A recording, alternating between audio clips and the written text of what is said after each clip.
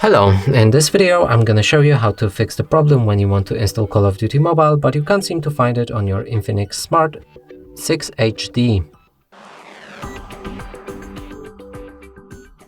So in order to fix this, let's open our Google Play Store. Here we can try finding Call of Duty.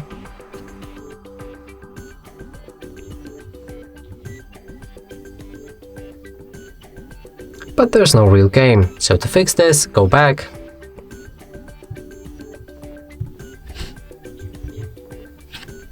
Click on the profile picture, move to the settings, reveal family, parental controls, and right here either disable parental controls or go for apps and games.